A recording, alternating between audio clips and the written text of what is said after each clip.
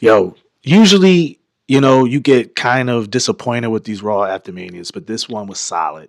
It had a lot of lead up to other new things coming down the road as far as new NXT stars coming up, like Ethan Page. Big fan of All Ego. He's not only a great wrestler or a great just professional wrestler. I want to say that because it's more than just in ring stuff when it comes to professional wrestling. It's storytelling. It's how you develop your character, how your character is conveyed to the masses. And Ethan Page checks all those boxes. And plus, he's a solid dude, man. If you follow him outside the ring, straight up family guy from Canada. Like the dude is really from rags to riches. Like he bust his ass coming from AEW, especially when they put him on the bench and didn't use him much. So, man, another fumble from AEW. But that being said, Ethan Page has been called up. He had a match with Javon Evans. They've had plenty of matches before in NXT. I don't really follow NXT, but I do know that those guys have had plenty of matches before. So it was just a natural decision to have him come up and be called up and be in a ring with somebody he has great chemistry with. So that makes sense. And I'm sure he won the match, by the way. And I'm sure he and Javon will probably continue that feud further on so they can both have something to do while they're on the main roster. Obafemi came out, got his aura farm in, everybody chanting the Oba chants. I mean, bro, the Oba chants is just, bruh, this dude is fast climbing. Like, I've been watching professional wrestling my entire life, pretty much. I started watching wrestling even before professional sports. And in my lifetime, have never seen such a fast rising star. I'm talking about as far as the crowd, everything, all the synergy coming together as one when it comes to Obafemi. I've heard someone say that it's kind of reminiscent to Hulk Hogan back in 83 and 84, as far as his meteoric rise that just went, whew, I mean, out of nowhere, as far as just how quick it was. Obafemi has the opportunity to be 83, 84 Hulk Hogan. Whoa. But yeah, he showed up. I think that was cool. Is definitely just to put a cap on, hey, you being the guy who ended the Beast's career, Brock Lesnar. Brock Lesnar had a package to open the show, I believe, to just kind of pay tribute to his career. Guy was just all-time great collegiate athlete. Everyone knows the Brock Lesnar story if you follow professional wrestling. If you don't, shame on you. Do some research, for God's sakes. But yo, it was great as far as just showing him, paying a quick homage to Brock. And yeah, the show went on. Then you had Punk. Oh, he got his promo in talking about his shortcomings in the main event, losing to Roman Reigns, and how he's just not going to sweat it. Saying that, basically he went through a lot of stuff over the past few months as far as losing people that's close to him, people that he was fond of, friends, colleagues. And, he mentioned all of those people, along with his dog, Larry, which he had tributes to all on his jacket in the main event. Let me touch on the main event real quick because I didn't get a chance to because I had so many technical issues. I wanted to go live. And I don't know what the hell was going on, but I just got to touch bases on Roman and Punk's WrestleMania main event match. People are already considering it a classic. Yeah, I mean, if you got to understand what they mean by classics as far as main events for WrestleMania. There hasn't been a lot of classics for main events in WrestleMania. A lot of them be duds.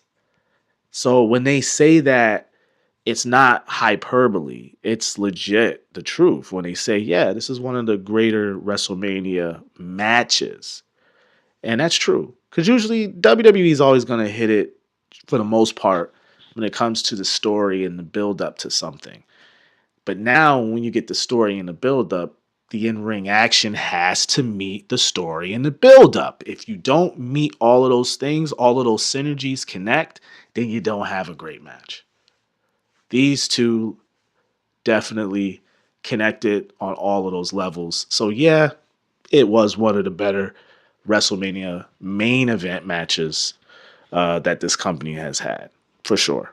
But that being said, back to the Punk and just Roman and man, listen, they, you talk about aura farms. That's been like a term going around a lot. Aura this, aura that, aura farming this and that. Listen, these two guys are in the dictionary when it comes to aura farms. There's very few wrestlers in history who carry the same kind of aura that both of those men carry. Let's be clear. CM Punk has aura. He has an aura like no other. He has such a strong aura that he had fans chanting his name for several years when he left the business. Several chanting his name. That's a different kind of that's a different kind of aura. So you got to acknowledge CM Punk and his aura. And he came in the ring and he came, before we get to his entrance, Roman. No one can out no one can seemingly out aura Roman unless it's The Rock. The Rock is still top notch when it comes to aura. Like The Rock is in the business of creating aura farms. He is the aura farm. That motherfucker is like King Aura.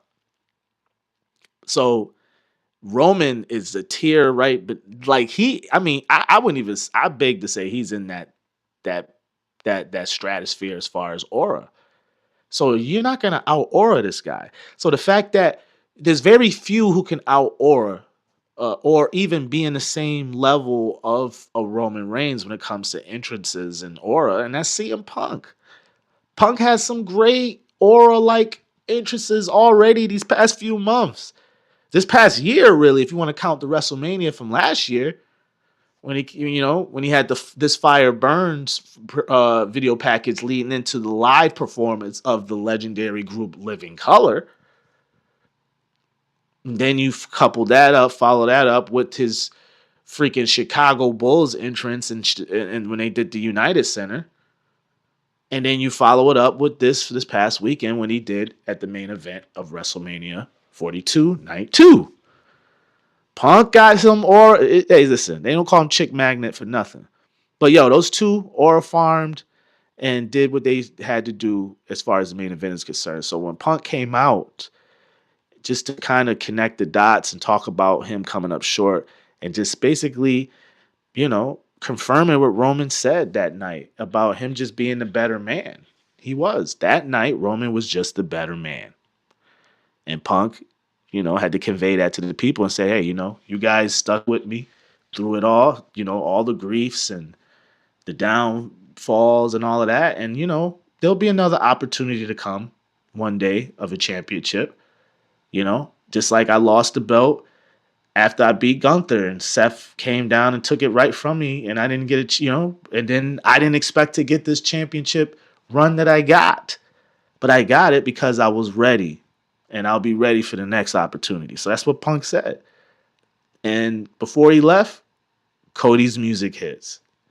Cody comes out there, staggering out there. He looks like he had the worst party experience ever. Those guys who like you just came from a bender.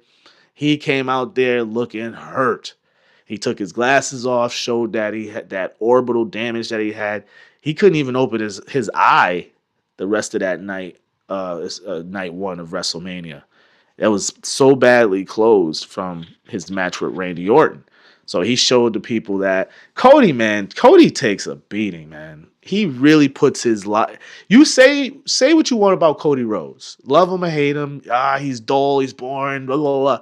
Nobody can say the guy isn't tough as nails. He really puts his body on the line for this business. He really does. Because he looked like shit last night. But that being said, He came out to confront Punk, tell him like, hey, man, you look and sound way better than you should sound, given that you lost. And I'm the one that won, and I look worse than you. So he's saying this about, they're going back and forth with each other. And then Punk's like, telling them, hey, you'll be good. You're the champion. Continue to do champion shit. I'm going to be fine because I'll be ready for the next opportunity whenever that opportunity comes, because you never know when it'll come. So as he's saying that, he's looking and damn near touching Cody's belt at the same time. Then he drops the mic and walks off. Cody says, oh, whoa.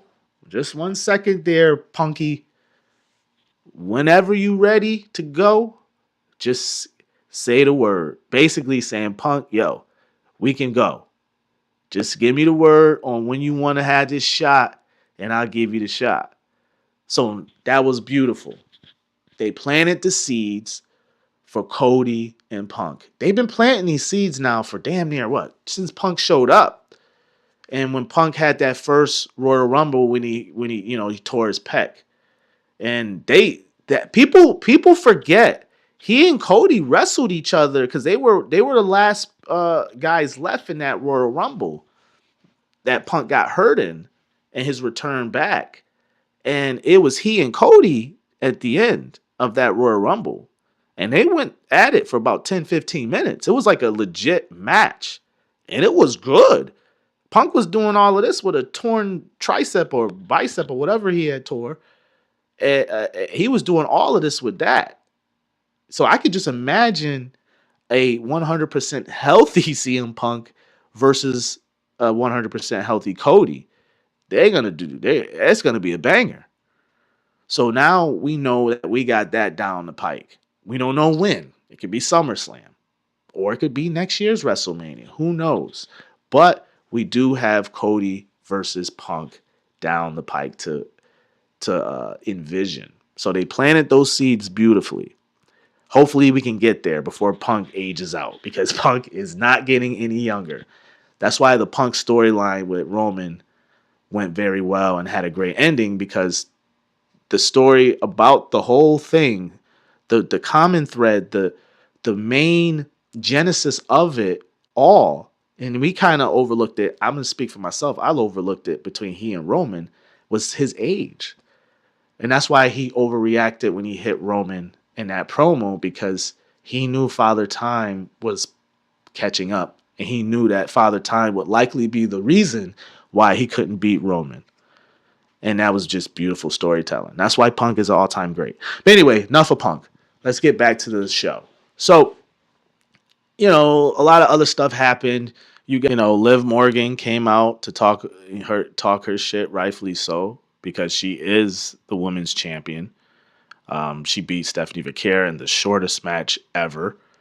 I swear to God, I still can't forget me coming back after a smoke break and coming back to a commercial break and asking my uncle, what just happened? Because he stood and watched. I said, what just happened? It's over already? I was stunned and perplexed how fast that match was. I thought they had at least 10 minutes. So I was like, hell, let me go get a smoke. And the match was over. It was as quick as the smoke that I had. That's how bad the timing was for night one. But anyway, Liv Morgan came out there to talk her talk. And who came out to confront her? Well, I don't even know if it was to confront her. It was she was kind of bigging her up, almost glazing Liv Morgan. I don't think it was really, the confrontation that it should have been, but so Ruka, another NXT call up, came to confront Liv Morgan. She's a fan favorite. Obviously, she got a pop, and they had a match together. It wasn't for the championship, but they had a match, and which was solid. It was a solid match.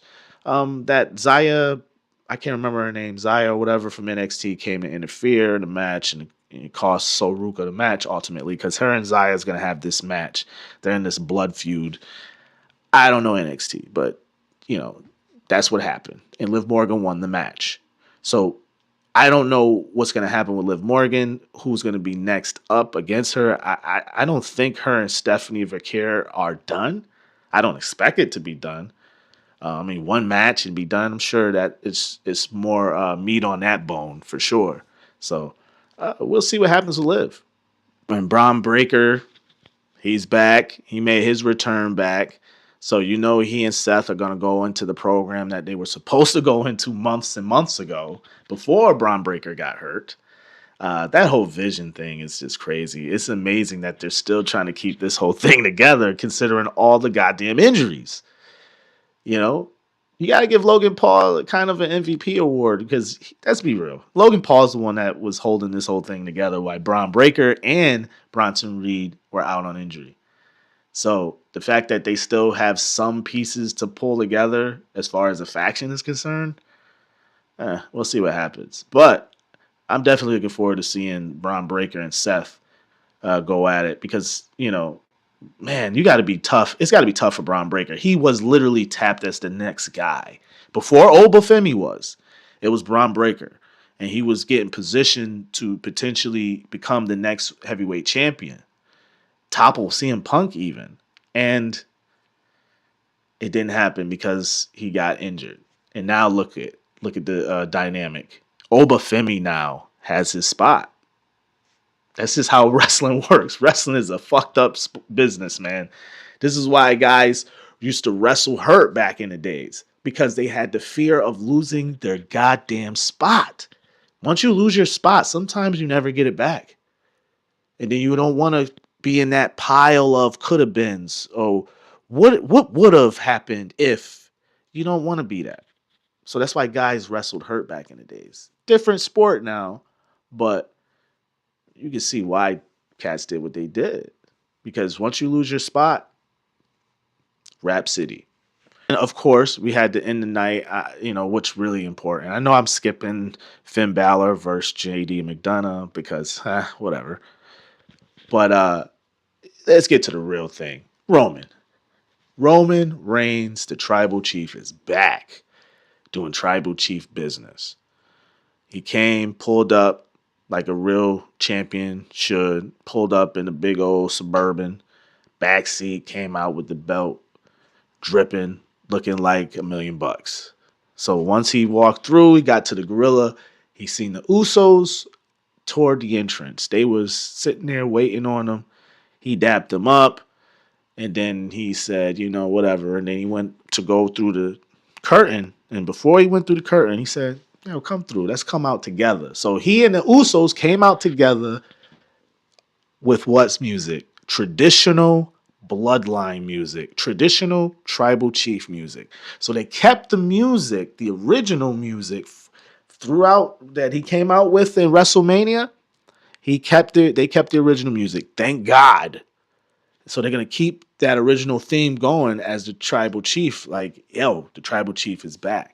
It's funny. I gotta mention that because the tribal chief comments that I was seeing on the internet this morning, it was hilarious.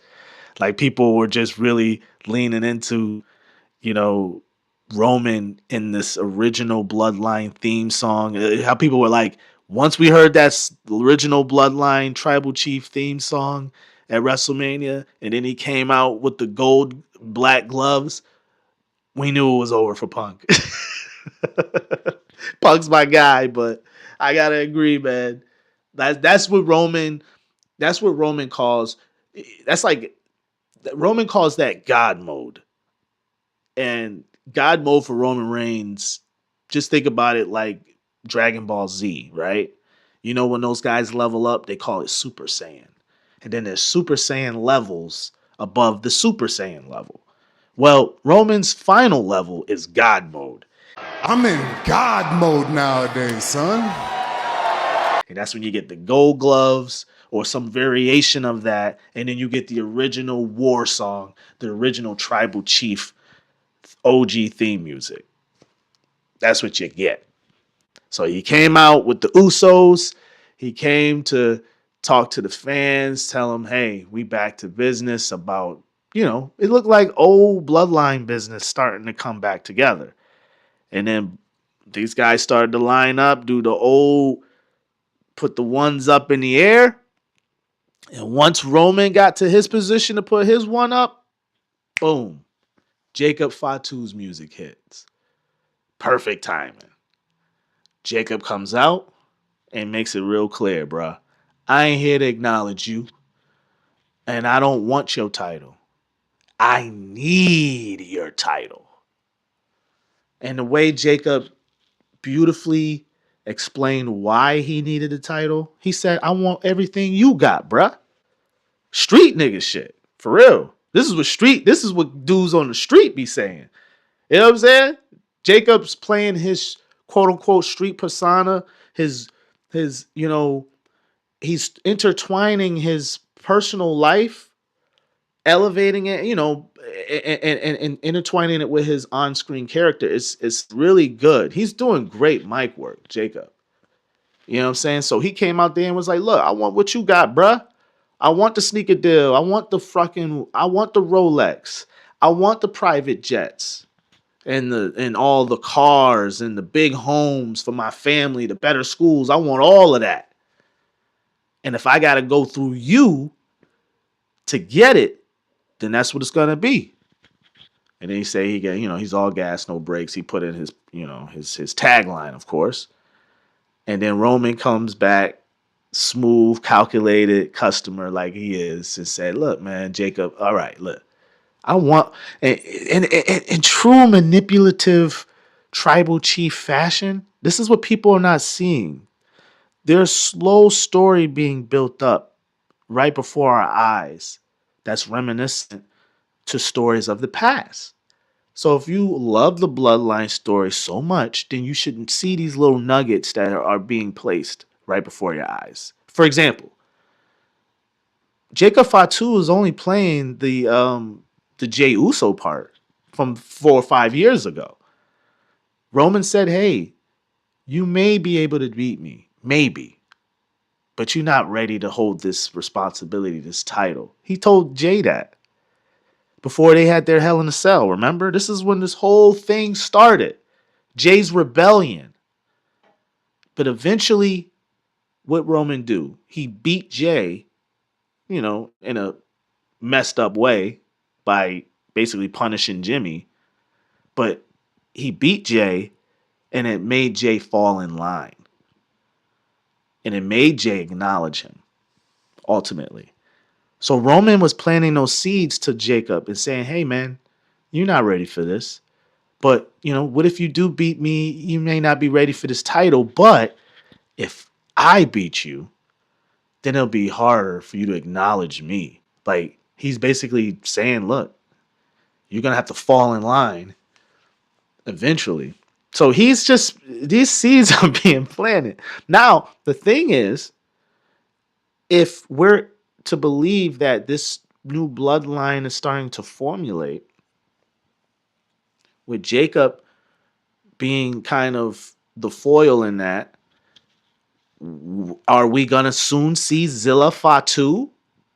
Now, for those of you who don't know who Zilla Fatu is one of the hottest independent wrestlers on the scene right now. He's been that for about at least a year now, maybe two, to be honest. And he wrestles mostly exclusively for Hog Wrestling, but he does wrestle independently in other places, but mostly for Hog because he's kind of exclusively through them. But who is Zilla Fatu, you ask? Zilla Fatu is the natural born son of the late Hall of Famer, Umanga. Yeah. Zilla Fatu is Umanga's son. Could you imagine Jacob tapping into that and bringing in a new family member, but not just any family member, bringing in Umanga's son? So we can expect this type of storytelling down the road. I think it's going to happen. It just makes all the sense in the world for it to happen. Zilla's ready. Zilla's ready to be called up. He's been doing all his wrestling through the independent scenes. Also, Booker T, Ring of Reality Wrestling. I think that's his promotion. He's also been instrumental in developing Zilla Fatu for the last few years. He's kind of been like a secret mentor. But it's time for him to come up. It's time for the WWE to bring in Umanga's son. What better time to do it than now? As the bloodline reformulates and as Jacob Fatu tries to take down the tribal chief and take the world heavyweight championship. So yeah, that's how the night pretty much ended. It ended with Roman leaving Jacob Fatu with an ultimatum and say, hey man, just think this through. I'll give you a week. I'll be here next Monday to find out what your decision ultimately is. So man, they did it. They made us interested again. And how they did it? By bringing Roman Reigns back, unfortunately.